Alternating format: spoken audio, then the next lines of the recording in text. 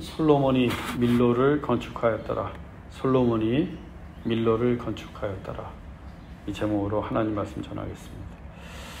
자리가 이러니까 조금 더 집중이 되고 좋은 것 같아요. 예. 아주 좋습니다. 누구에게나 인생에 굴곡이 있어요. 그렇죠? 성장할 때가 있는가 하면 퇴보할 때가 있고, 또 건강할 때가 있으면 병들 때가 있습니다. 기쁜 날을 맞이할 때가 있으면 슬픈 날이 찾아올 때도 있어요. 그리고 인생의 절정기를 맞이할 때가 있으면 그 절정의 순간에서 내려올 때도 있습니다. 인생과 만사에는 다 때가 있기 때문이에요. 중요한 것은 그 인생의 오르막길을 걷다가 무슨 이유로 내리막길을 걷게 되느냐는 거예요. 인생의 절정의 순간에서 어떤 이유로 내려오게 되느냐, 이게 중요합니다. 어떤 이유로?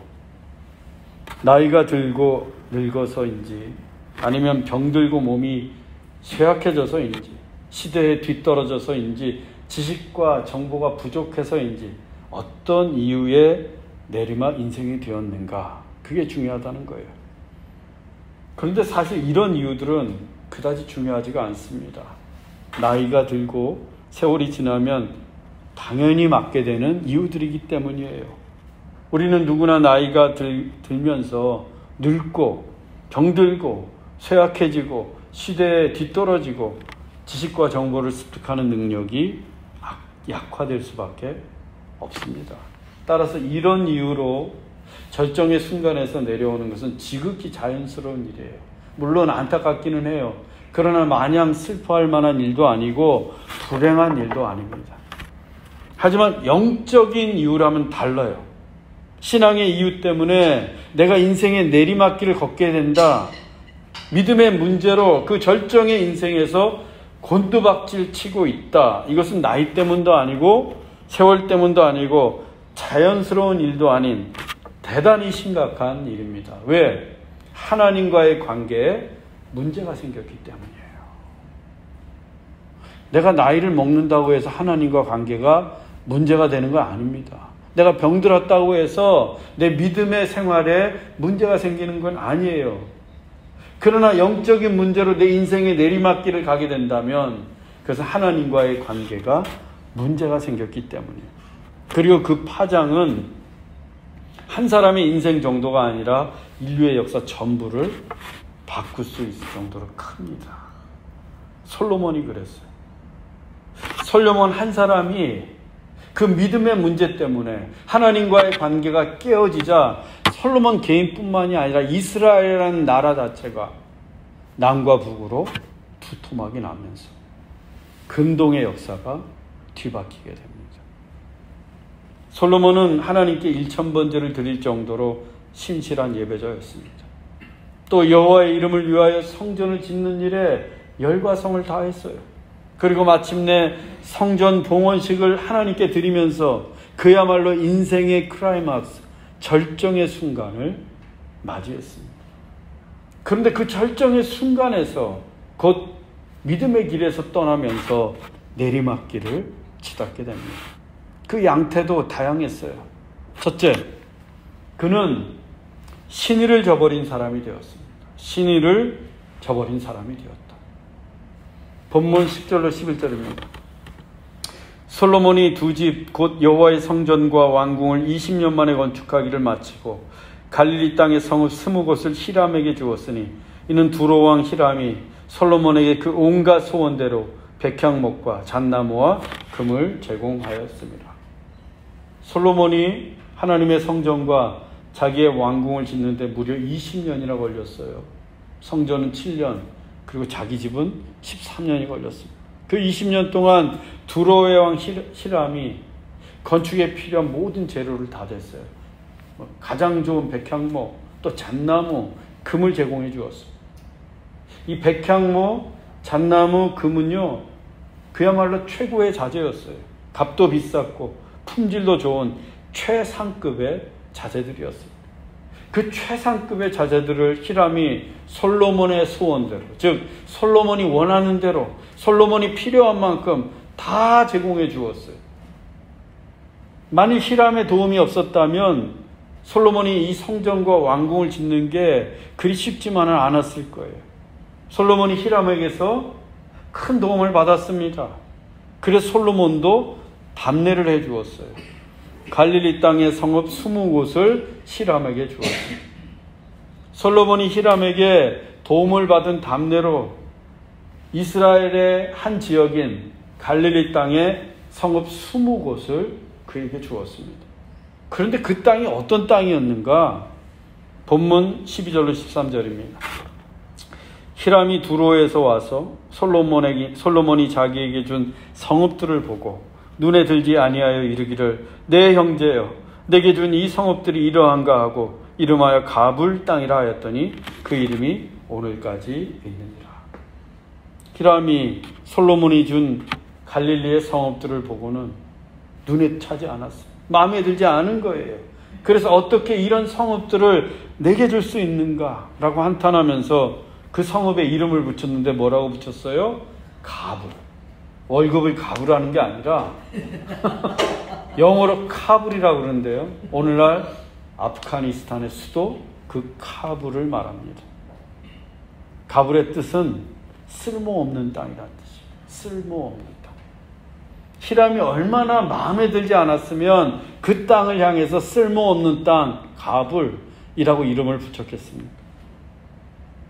솔로몬은 이스라엘에서 가장 쓸모없는 땅을 답례라고 준 거예요. 예루살렘에서 가장 멀리 있는 곳. 정말 쓸모없는 땅. 변방. 그런데 나중에 그 갈릴리에서 12사도가 나오긴 하지만 이때만 해도 정말 쓸모없는 땅이었어요. 척박한 땅이었어요. 이것은 20년 동안 쌓아온 그 히람과의 신의를 걷어찬 매우 이기적이고 비열한 행위였어요.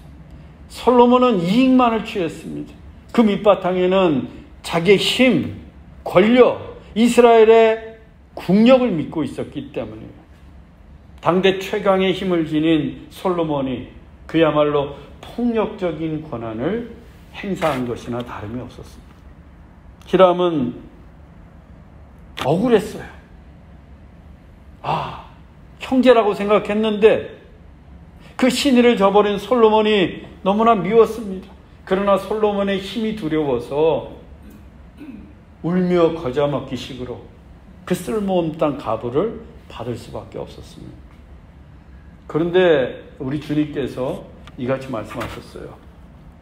마태복음 7장 12절 말씀입니다. 무엇이든지 남에게 대접을 받고자 하는 대로 너희도 남을 대접하라. 이것이 율법이요 선지자니라. 이 말씀이 소위 골든룰, 황금률이라고 불리는 하나님의 말씀입니다. 이 황금률이라고 하는 것은 시대와 공간을 초월해서 적용되는 대원칙을 말해요. 그래서 예수님께서도 이것이 율법이고 선지자라고 말씀하셨어요. 율법과 선지자는 율법서와 선지서, 즉 구약성경 전체를 가리키는 거예요.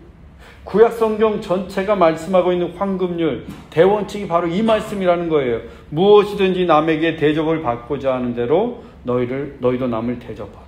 한마디로 신의를 지키면서 살라는 뜻입니다. 신의를 지켜라. 신의를 지키면서 살아라. 솔로몬이 히람에게 그 많은 백향목과 잣나무와 금을 받았다면 그에 걸맞는 답례를 해야 합니다. 적어도 쓸모있는 땅을 주어야 돼요. 즉 신의를 지켜야 합니다. 그것이 율법과 선지서의 강령이에요. 그런데 솔로몬은 대접만 극진히 받고 히람을 대접하지 않았어요. 쓸모없는 땅을 내어주면서 신의를 헌시작처럼 버렸습니다. 그런데 이건 히람과의 신의만의 문제가 아니라 더 큰 문제를 가지고 있었어요. 솔로몬이 히람과의 신의를 저버린 것도 문제였지만 이 갈릴리 땅은 솔로몬이 아무리 왕이라고 해도 사사로이 처분할 수 있는 땅이 아니에요. 그 갈릴리의 성읍들은 아셀 지파에 속한 땅이었어요. 즉 하나님께서 이스라엘 백성들에게 약속의 땅으로 주신 거예요. 솔로몬에게는 하나님이 허락하시지 않는 한 그 땅을 처분할 권한이 전혀 없었습니다. 그런데도 자기 마음대로 갈릴리 땅을 내어줬어요. 이것은 하나님의 약속을 저버린, 하나님을 생각지 못한 처사예요. 솔로몬이 얼마나 교만했는지 우리가 알 수 있는 대목입니다. 권력에 취한 솔로몬이 그 마음에서 하나님은 점점 더 멀어지고 있었어요. 성전도 다 지었다. 왕궁도 다 지었겠다. 왕이 된 지 20년 이상이 흘렀습니다. 가진 게 너무 많았어요. 하나님이 눈에 보이지 않아요. 마음에서 점점 멀어지고 있습니다. 하나님과의 관계가 깨어지면서 인생 절정의 순간에서 그는 내리막길을 향해 치닫고 있었어요. 솔로몬은 사람에게도 신의를 버렸고 하나님에게도 신의를 저버린 인생이 되었습니다. 그렇게 그의 인생은 내리막 길로 향하기 시작합니다. 두 번째, 솔로몬의 내리막 인생의 이유는 그가 금을 너무나도 좋아했다는 거예요. 금을 너무 좋아하게 되었다. 본문 14절입니다. 히람이 금 120달란트를 왕에게 보내었더라. 히람은 쓸모없는 갑을 땅을 받고도 또 솔로몬에게 답례로 금 120달란트를 보냈어요. 속도 없지. 자기 혼자 그렇게 한탄하면서도 땅을 받았다고 다시 솔로몬에게 금 120달란트를 보냈어요. 왜 그랬겠어요? 솔로몬의 권력과 힘이 그만큼 두려웠던 거예요. 솔로몬에게 밑보이면 안 됐던 거예요. 그의 눈에 들어야만 했습니다. 솔로몬은 지금 자기의 힘을 이용해서 상대방을 최대한으로, 히람을 최대한으로 착취하고 있는 거예요. 그 옛날 애굽의 바로처럼. 솔로몬은 이미 성전을 지으면서 히람에게 많은 금을 받았어요. 그런데 또 120달란트의 금을 받았습니다. 이게 얼마나 많은 양인가 하면요, 금 한 달란트가 35kg예요. 금 한 달란트. 120달란트면 무려 4,200kg입니다. 1kg이 267톤이에요, 여러분. 1kg이 267톤. 돌반지 하나 하잖아요, 한 돈짜리. 근데 267톤이라니까요. 한 1kg가. 그럼 4,200kg 곱하기 267하면 112만 1,400돈이나 됩니다.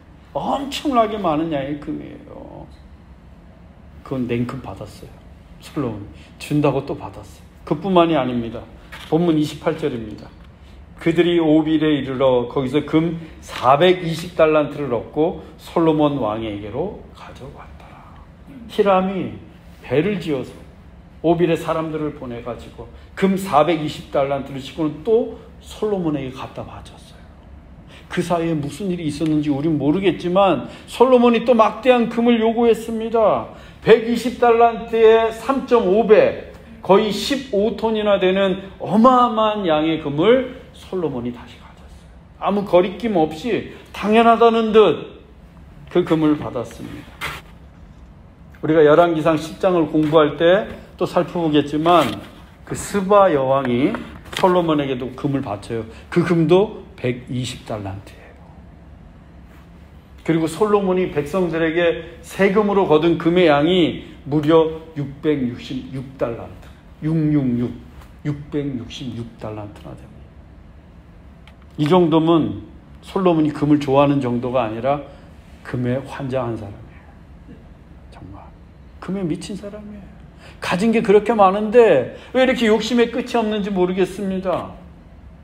신명기 17장 17절 말씀이에요. 그에게 아내를 많이 두어 그의 마음이 미혹되게 하지 말 것이며 자기를 위해 은금을 많이 쌓지 말 것이니라.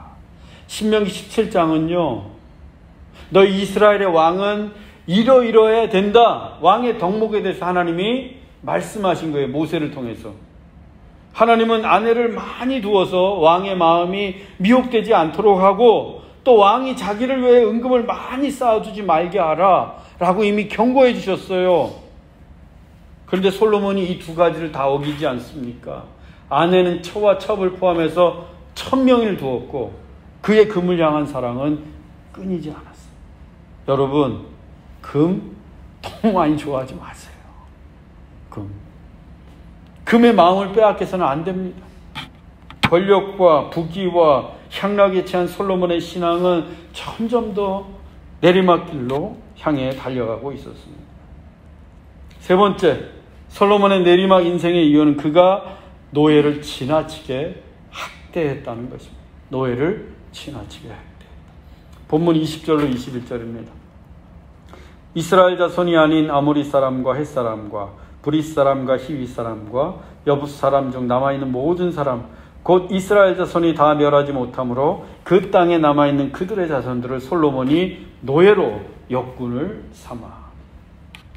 솔로몬이 동원한 역군의 수는 우리 순수한 역군만 3만 명이라고 그랬어요. 그 진군이 7만 명, 돌뜨는 자가 8만 명, 그래서 도합 18만 명이나 됩니다. 그런데 그 역군들을 누구로 채웠는가? 아모리 사람, 헷 사람, 브릿 사람, 히윗 사람, 여붓 사람, 즉 가나안 족속들로 채웠어요. 그런데 본래 이들은 이스라엘 백성들이 여호수아와 함께 가나안 땅을 정복했을 때 다 내쫓거나 아니면 진멸해야 할 대상이었어요. 하나님께서 그들을 진멸하라라고 명령하신 이유는 그들이 약속의 땅 가나안에서 영적으로 실족하지 않도록 하시기 위함입니다. 가나안의 우상과 가나안의 음란한 문화가 이스라엘 백성들을 오염시킬 수 있었기 때문이에요.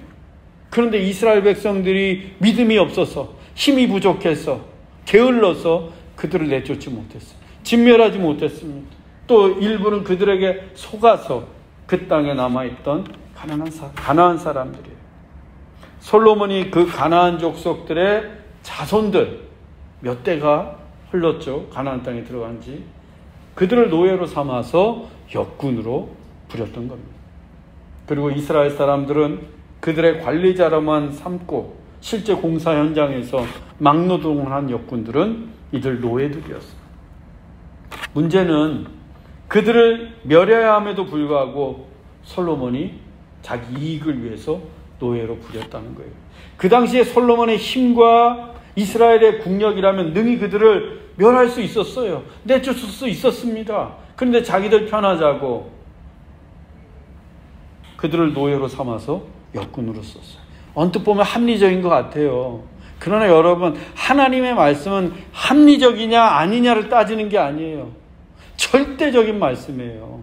순종하라 그러면 순종하는 거예요. 내쫓으라 그러면 내쫓는 거예요. 어떻게 생각하면 노예로 삼아서 일시키면 나라에는 보탬이 되겠죠. 인간적인 생각으로는. 그런데 하나님의 뜻은 그게 아니라는 거예요.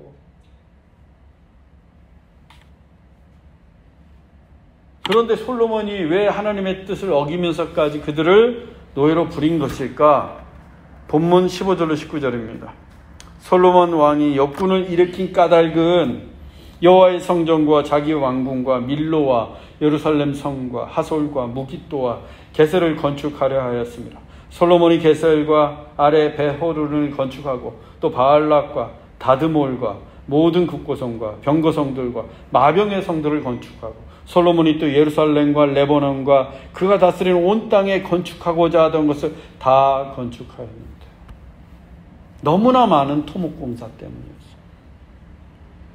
인류의 역사를 보면 동서고금을 막론하고 나라의 왕이, 일국의 왕이 국력이 좀 커지고 힘이 세지면 어김없이 거대한 대규모 토목공사를 실시합니다.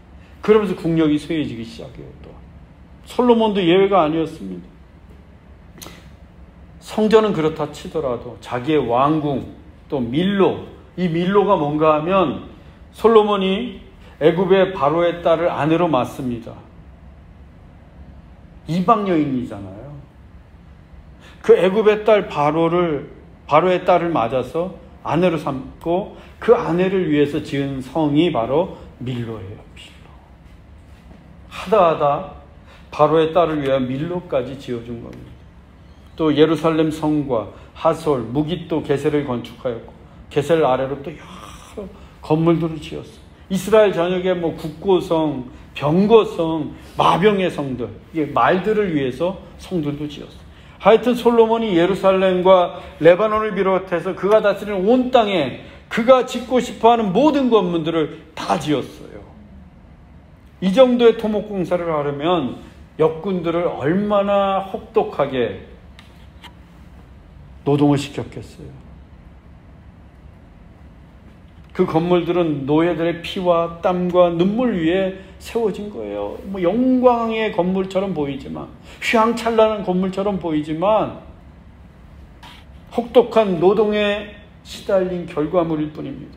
그야말로 가혹한 노동력의 착취, 노예들에 대한 학대가 아닐 수 없어요. 이스라엘이 애굽에 종살이할 때 애굽의 바로에 의해서 얼마나 많은 착취와 학대를 당했습니까? 그 학대 소리가 하나님의 귀에까지 들릴 정도였잖아요. 솔로몬이 지금 그 바로의 모습을 답습하고 있어요. 그 시대 최악의 갑질러가 바로 솔로몬이었습니다. 하나님의 뜻까지 어겨가면서. 그렇게 솔로몬의 영적인 인생은 내리막길로 한없이 추락하고 있었어요. 그러면서 솔로몬은 위선적인 형식적인 신앙의 모습을 드러내고 있습니다. 본문 25절입니다. 솔로몬이 여호와를 위하여 쌓은 제단 위에 해마다 3번씩 번제와 감사의 제물을 드리고 또 여호와 앞에 있는 제단에 분향한다. 그렇게 하나님과의 관계가 문제가 생겼고 영적으로 인생의 내리막길을 향하고 있으면서도 솔로몬은 겉모습만큼은 해마다 여호와를 위하여 3번의 번제, 즉 3번의 절기를 다 지키면서 번제를 드리고 분향을 해요. 형식적이고 위선적인 신앙의 모습입니다.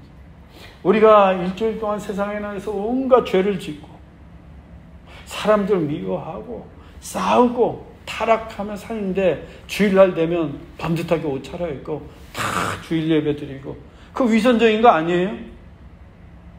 그리고 또 예배당 문만 나가면 언제 그랬냐는 듯이 또 세상 사람들처럼 똑같죠. 지금 솔로몬이 그러고 있다는 거예요. 솔로몬이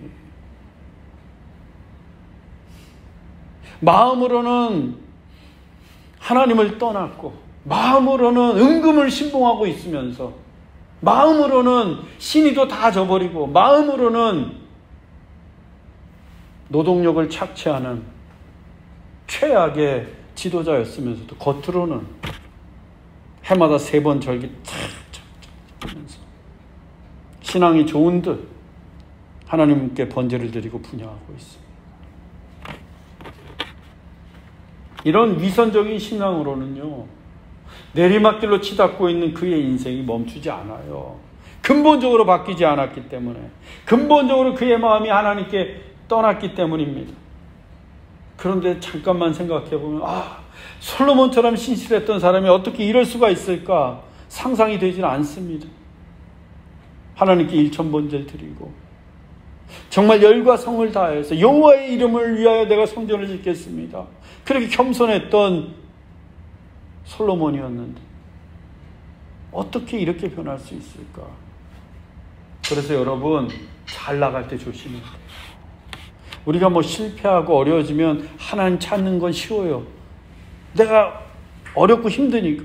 근데 내가 좀 잘 나가고 성공한 것 같고 높은 지위에 오르면 솔로몬처럼 되기가 너무나도 쉽습니다. 그래서 선줄로 생각한 자는 넘어질까 조심하라고 하셨어요. 그렇지 않으면 우리의 신앙은 내리막길로 추락하기가 쉽기 때문입니다.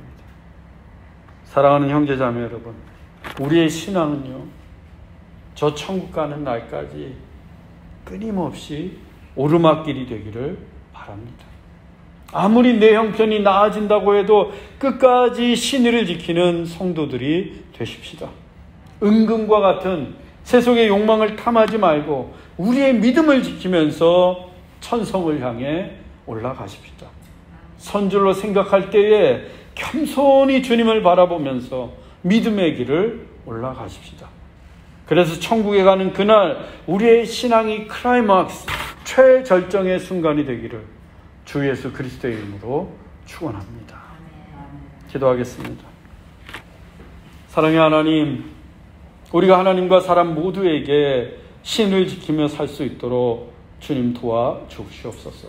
은금과 같은 세속의 욕망을 탐하지 말고 하나님이 뜻하시는 인생을 살게 하옵소서. 천국 가는 그날까지 하나님께 순종하며 살기를 원합니다. 그래서 천국 가는 그날 신앙의 절정을 맞이하게 하옵소서. 길이요 진리요 생명이신 예수 그리스도의 이름으로 기도하옵나이다. 아멘.